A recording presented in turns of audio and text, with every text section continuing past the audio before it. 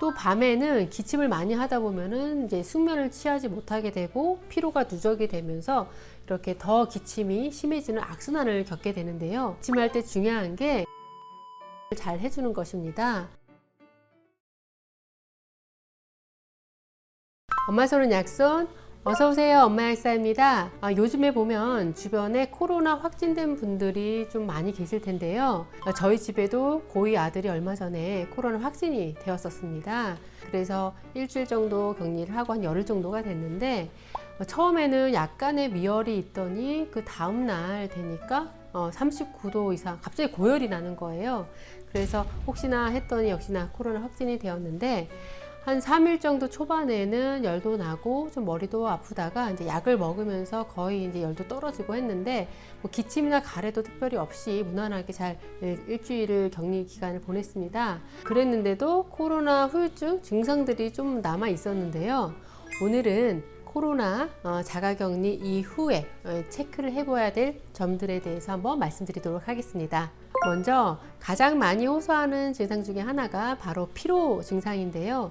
저희 아들도 일주일 자가격리를 마치고 이제 증상이 많이 완화돼서 학교를 갔다 왔는데 굉장히 피곤해하면서 하루 종일 잠을 자더라고요. 이렇게 피로감을 많이 느낄 때는 가장 중요한 게 충분한 영양 섭취와 휴식입니다. 그리고 또 우리가 코로나에 감염이 되게 되면은 후각, 미각이 이제 좀 떨어지게 되는데 또 소화력도 떨어지게 되거든요. 그러다 보니까 영 입맛이 없어서 못 먹겠어요 하는 경우들이 있습니다. 근데 우리가 이 바이러스를 무찌르고 그리고 잘 나을 때까지 버텨내려면 기본적으로 우리 몸에 쓸 수 있는 에너지원들이 있어야 되거든요. 그래서 잘 먹는 게 중요한데 이렇게 입맛이 없어서 영 못 먹겠어요 하는 경우에는 이 음식도 약처럼 생각하고 드셔야 합니다. 그래서 시간을 정해놓고 그 시간에는 조금씩이라도 드시는 게 좋은데요. 예를 들어서 9시, 1시, 6시, 10시 이렇게 시간을 정해놓고 음식을 드시는 것이 필요하겠습니다. 이렇게 피로를 많이 느끼게 되면은 또 우울감이라든가 불안감이라든가 이렇게 좀 멘탈이 약해지는 것도 느낄 수가 있는데요. 이러한 피로나 우울감을 좀 개선시켜 주는데 도움이 되는 영양소에는 비타민 B군이 있는데요. 이런 비타민 B 제제, 활성 비타민 B가 들어있는 그런 거라든가 또는 아이들 같은 경우에는 비타민 B, 액상 비타민 B 제제도 있습니다. 이런 것을 보충해 주면 좋고요. 특히 액상 비타민 B 제제 같은 경우에는 목이 아플 때 좀 얼려 가지고 시원하게 해서 먹게 되면은 이 통증 완화에도 좀 도움이 됩니다. 또 우리가 머리가 좀 막지 못하고 뿌연 느낌이 드는 그런 브레인 포그가 있는데요. 브레인 포그에 대해서는 명확하게 밝혀진 바는 없지만 일반적으로는 되게 많이 아픈 후라든가 또는 과식, 과음을 한 후라든가 또는 극심한 정신적인 스트레스, 또 과하게 운동을 하거나 몸을 썼을 때 이러한 좀 멍한 느낌, 브레인 포그를 경험을 하게 됩니다. 이러한 증상은 일시적으로 나타날 수도 있지만 이것이 개선이 안 되고 오래 지속이 되게 되면 결국 기억력 감퇴라든가 이러한 뇌 건강에 안 좋은 영향을 줄 수가 있게 됩니다. 그래서 빨리 회복시켜 주는 것이 좋은데요. 이런 브레인 포그라든가 또는 후각, 미각 이상 같은 것은 결국 신경계에 이상을 주게 되는데 결국 브레인 포그는 혈액의 염증 상태라든가 과도한 면역 반응과 관련이 되기 때문에 어떤 항산화 물질을 쓴다거나 또는 장내 독소를 제거를 해주어 가지고 우리 세포를 보호해 주는 것이 필요하게 됩니다. 그래서 음식을 보게 되면은 발효 음식이라든가 나물류라든가 제철 과일, 달달한 제철 과일 같은 것도 좋은데요. 사과나 귤이나 또 한라봉, 딸기, 요즘 나오는 그런 달달한 과일을 약간씩 먹어주게 되면은 새콤한 맛이 입맛도 돋구게 해주고 그리고 비타민이라든가 항산화 성분 같은 것들을 섭취를 할 수가 있게 됩니다. 마지막으로 또 주로 호소하는 증상 중에 기침이라든가 숨가쁨 증상이 지속되는 경우가 있는데요. 기침은 사실 기침을 하는 과정에서 에너지 소모가 굉장히 많이 되게 됩니다.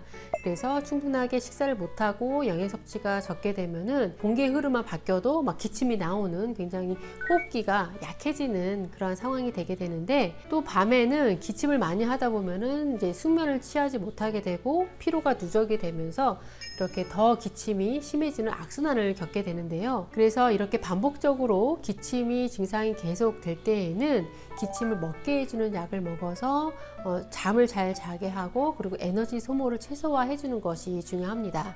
또 가장 중요한 거는 이런 호흡기 점막을 촉촉하게 유지를 시켜줘야 되기 때문에 이런 가습기 같은 거 잘 사용을 해주고, 또 우리가 기침할 때 중요한 게 수분 섭취를 잘 해주는 것입니다. 수분 섭취를 잘 해주어야 호흡기 점막도 촉촉하게 유지가 되게 되고 또 가래나 이런 것들을 좀 완화시켜 줄 수가 있게 되거든요.